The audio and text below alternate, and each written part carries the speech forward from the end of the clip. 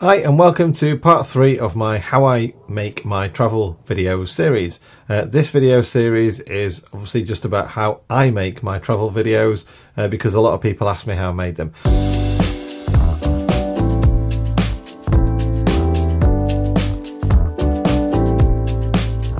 In this specific video we're going to talk about the camera settings and editing and production of a film at the end of it. All the way through the process it's a story and creating a story, and that's ultimately my goal. And this bit, the editing bit, is the, well, I suppose the biggest part, in all fairness, because you're actually creating the story. Now let's not forget as well that the competition at the end of this video is for this DJI Osmo Mobile 2. So it comes with a stand. DJI Osmo Mobile 2 comes boxed and everything like that. It's been used a few times, but yeah, all you've got to do to win this is make sure that you comment on the videos. You've got to be a subscriber. Give it a thumbs up as well. The more times you comment in my videos over this month, the more chances you're likely to going to win when I pick out through the random pick a winner selection kind of thing. So that's just so you know about that one. My camera settings for all my cameras are now set to 1080p HD, 25 frames a second, unless they support a higher frame rate, in which case I'll go to 50 frames a second so I can slow it down. And also some of my cameras allow me to do 50 frames a second at 1440, which is a tiny bit up from 1080, which means that as I'm using those video clips I can zoom in slightly without any loss of quality in the video. I'm in the UK and we're set to PAL 25 frames a second, which is almost your actual real eyesight as well. Movies, for example, at the big screen cinemas, they're recorded at 24 frames a second. So yeah, 50 frames a second if you can, give you silky smooth slow motion still in your 25 frames a second project. And that brings us on to the projects. As far as I'm concerned, I'm going to go over what I do and the basic parts of video editing to get an edit ready that if you do then want to apply special effects you can do, but ultimately at the end of your edit after watching this video you should have a bloody good film to watch. So the first thing that's going to talk about is the clips, the way I arrange them. The first thing we need to do is obviously get your clips off your camera. So I go to my computer, and like I say, you can edit on whatever you want. If you've got a smartphone, tablet, laptop or desktop, you're going to have different operating systems and different software, and there are tons out of there. In the video description down below I'll give you a few examples of ones that are free, but I use personally Final Cut Pro. And I use KineMaster on my phone and tablet. So that's what I use, but you can use Windows Movie Maker, iMovie, whatever you want. They're all the same, and everything I'm about to tell you will work the same as well, because we're talking about the basics of video editing. So the first thing we need to do is create a folder to put all our footage on. So on your laptop, for example, I have a hard drive where I work from, temporary kind of like storage, and I make a folder and I'll call it projects. So in this one specifically I'm going to call it How I Make My Travel Videos Part 3 Editing, and I'll title that as the folder title. Inside there I'll give a folder for each camera that I'm using. So right now I'm using the Lumix LX15 and I'm also using a Zoom H1 for my audio source, and a little bit on my phone and stuff like that. But if I was using my drone and my GoPro, then I'd have all those folders set up as well in the Osmo Pocket. I'd create a folder for each device that recorded something on it. Why do I talk about the audio sources? Well, because if you do voiceover and I want to record that into the whole edit, so yeah, that's part of it too. And I want to make sure that everything's separated for the ability to create my story a bit better, which I'll go into in a minute. So that's it now. We've talked about the settings for the cameras, we've talked about the software that we're editing with, and how to get all your data ready on your computer to start the edit. So let's go into your editing software, and then you can see the timeline straight away. So you set up your project, you've gone, yeah, I'm making this video, it's blah, blah, blah. There's your timeline. Now your timeline is basically just where you can put your video clips and audio clips down, and it makes things into a line of time. That's all it is. So let's say an example. I'm going to use the Campervan Tales organised camper trip we went on recently. We arrived on site and then we immediately all piled in the pub and waited for everyone else to get there. So whilst I'm in the pub, I'm realising I'll use the Osmo Pocket probably in the pub, because I use that indoors only really, because the mic gets a problem with wind outside. So I'll know to go into the Osmo Pocket folder and pull out the first few clips, and I'll put them on my timeline. And I'll do the same for each part of the weekend. Each scene, and for me a scene is something that happened together unbroken. So we went to the pub, everyone arrived, we were there for 4 hours. Then we went to the campsite at night to light a fire and all that kind of stuff. That's a different scene. The next day we got up and went for a walk. Well, obviously it's the next day and we went for a walk down to somewhere. That's a different scene. When we got back, we went back into the vans, and then we came out later and we lit a fire and we did the live session. Well, that's a different scene, and that's how I build it all up. That's just the way my kind of brain works. And that allows me to know in each scene which cameras I used. So I don't have to worry about all that kind of mess everywhere. So I can say, right, okay, I'm building this bit up now, so that's this scene, that's that camera, go into that folder, and then start pulling over the footage from it, picking out the bits that are good bits, the bad bits, and doing a really rough cut. And that is, you're cutting out the absolute garbage of every clip. That's the bit where you press record and then moved it over there and no one was speaking. Get rid of all the garbage straight away for each scene. Once you've done that, you should have your end of rough cut. That is your story with all the different scenes in there. So you go back to the start of your story and then go over the process again. And this is the second cut now. And this is all about getting rid of duplicate parts of the conversations, things that were said the same between different people, things that are absolutely dull and boring, bits where it was out of focus, the audio was rubbish, all that kind of stuff. Get rid of all the bits that don't make any sense and don't add anything to the story. So that's what I do at this bit, and go through that again for the whole thing. Then I go back to the start and I watch it again. Is there anything else in there? Have I duplicated things along the way? Have I got my story in the right thing? Are there any other bits that can be cut out of it? And I'll go through it again. And on the third time round, I'm absolutely ruthless with it. By this stage, I want to have nothing other than natural pauses like that. No long pauses, nothing else in there. I want to not cut off people mid-conversation or something like that. And I'll start to then have audio fades between tracks that are maybe different volume levels.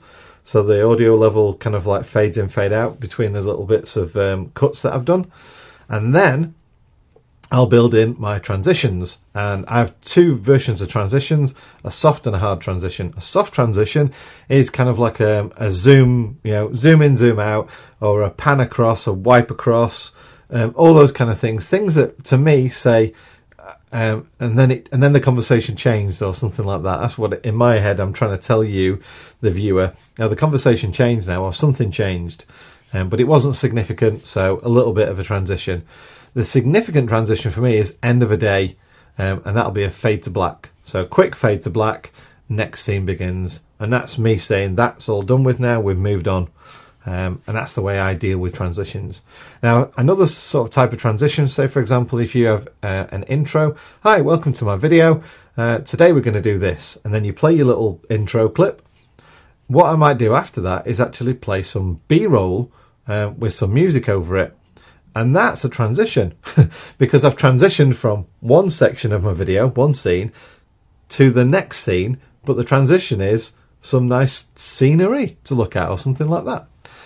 And that is just the same as all your other clips.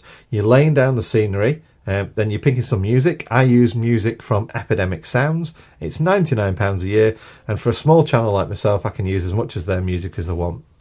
Pick a track that you like that sits in with the video, lay the audio track on the timeline, and each beat or rhythmic sound of the audio track, you'll see the peaks in the little wave meter of the audio track. Try and cut your change of scenes to that. So for example, we're talking about B-roll now, so there's no audio there. Put the audio to 0 on all your B-roll track, because if it's just scenery, there's no audio, don't have any hiss in the background, get rid of that. So for example, I'm driving down the road, we're going through Buxton, a bit of scenery, a bit of open fields, drop the audio down to 0 on that, and then change it every few beats. For me, if it's a fast-paced video, it could be 4 seconds. If it's a easy-paced video, 8 seconds. And I'll use those beats of the track to cut to. So sometimes it might be 7.2 seconds. It depends on the beat of the track. And that's basically where I'm cutting down to. So at this stage, what I want to do is make sure that audio levels are not too loud or quiet when one clip starts and another one finishes, for example. What I need to do is ensure that everything is the same level. And your software may be different than mine. On my software, I have a little EQ level machine here. So a little gauge at the side that shows my left and right channels and the volume for each section. So if I place it over there and then press play, see, I can see the volume level. So right there, we spiked quite high, but the track before that, cutting down to, do you need? See? So what I want to make sure then is that those are actually balanced. And the way I do it on mine is I have this little slider here where I can actually fade volume levels in and out. So I can go to that track and that one and then fade it in and out. So if you watch this now, there shouldn't be too much of a jump between the two. Cutting down to, do you need?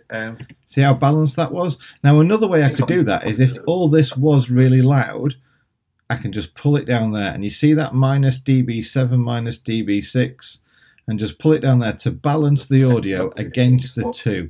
And that's really important. You need to make sure your audio is almost the same level throughout the entire video that you're showing. Whether it's music or narrative, the audio needs to be the same level so that people aren't shocked by an audio scene that obviously just like deafens them if they've got headphones on, or conversely they're struggling to understand anything that's going on because the audio is too quiet. Do you need voice over the top of that? Do you need some sort of explanation about something? So maybe you could have some B-roll playing over the top while you're talking. Well, that's easy.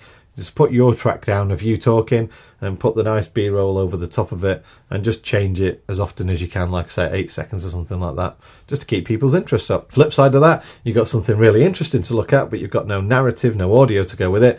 All I do is get my phone out. Hi, yeah, well, we're talking about this now, blah, blah, blah. Yep, I've gone in my recorder app. I'm recording it. Yeah, I've not put my mouth too close to it. But yeah, we're recording about that now. Stop, boom, send that file to the computer and put the audio underneath the B-roll or underneath whatever it is you were missing the narrative, missing the opportunity to describe. And that's what I do with that. Does something need a text title? That's one form of basic editing. We're leaving the text titles, by the way, to the end because adding a text title is like adding an effect, and it can really start to slow down the process of your edit on your computer or your laptop or whatever you're doing it on. So you leave these effects, the text effects and stuff like that, till the end. So do I need a text title there for something? Would it help if I put a text title just to clarify why we were in a pub or what pub we're in, that kind of stuff? So text titles should be kept to a clip length of probably between 2-4 seconds, something like that. So someone can read it and then they're moving on, kind of thing. Because the unfortunate side of a text title, more often than not, people will read it, and if you're talking at the same time or something's happened at the same time, they'll completely kind of miss it. So that's a downside to it. So if you're saying, here's our new website, it's blah, blah, blah, put the text title at the same time because they'll read it. They won't hear what you said, but as long as you said this is my website address, they'll read your website address and then you've not lost anything then. So that's the way I think of text titles anyway. That's the way I use them. A lot of people are talking about intros and outros as well. Intros between 5 and 10 seconds they should be. Obviously, if you want, you can use the processes I'm talking about now to create an intro, bit of music, and then a few change of scenes on there just to depict whatever it is that your channel does. But your intro, place that wherever you kind of like really want in the first minute. What we generally tend to do is, hi, we're going to so-and-so place today, and the weather's looking great right now, so it should be a good weekend. Cut. Place your intro, and then you can either nip to the B-roll scene we just spoke about, the movement, you know, move from one place to another, the movement B-roll, or you can just skip straight back to where you were. So you'd just spoken about the fact that the weather's going to be nice and you're on your way somewhere, so the next thing will be, so yeah, we're going to meet up with, you know, a few people, and we're going to have a great weekend, and it's in Derbyshire. And then maybe then just you doing a transition into, yeah, you've met them and you're there. It's your story, you create your story. This bit isn't really about having to tell you how to create your story. It's to help you with the editing process along the way. If you've got an outro, bin it. Outro's pointless. What you really need to do as an outro, so with the very last scene in your video, whether you like us and you like to say thanks for watching, really appreciate you, bye, or whether like a few other people, it's just end of scene, that's it, obviously fade to black, end of scene. What you should show next is 20 seconds, exactly 20 seconds of something scenic, where you went, you know, a time lapse, anything like that, 20 seconds of it. And this is for the YouTube end screen. Because like I said at the start of this video, with all the settings and everything else, we're producing a YouTube video here. The absolute aim of what I'm telling you, what I'm doing, is to produce a YouTube video. My videos don't go anywhere else apart from YouTube. I might use clips of them on Instagram, but ultimately I'm making this video for YouTube. So I want to make sure that I use all the tools on YouTube, and the next video is about that, but obviously this is about creating the video and editing it, and that's why it leads into it. At the end of your video, when you upload it to YouTube, they allow you 20 seconds of what they call an end screen, where you can put up your subscription tag, so people can click on that and subscribe. And then you can put in links to your website, or you can put in links to your videos, playlists, other people's channels and things like that as well. And you need to give that gap for when you upload it to YouTube and set that end screen. You need to give that gap in your video. Otherwise what will happen is the end screen will play out over the last 20 seconds of your video when you could be talking and stuff. So make use of YouTube. Put in 20 seconds of end screen, time lapse, something like that. A bit of music over it again, all that kind of stuff. So that's really my very rough, condensed how I edit, the simplified version of how I edit without all the fancy bits that sometimes I do on there. But ultimately you've got the fundamentals of how I edit, where I get my music from, how I set my cameras up for my editing, how I store my files and everything else. That's all done there. So if you've got any questions, ask in the comment section down below. And if you've also got any kind of like, ooh, what's he using for that? What's he using for that? There is in the video description a link to my website, which is all about the filmmaking gear. So you can read in more detail and you can see a list of all the stuff that I use and everything. So you can go buy it or you can just check it out. It's up to you.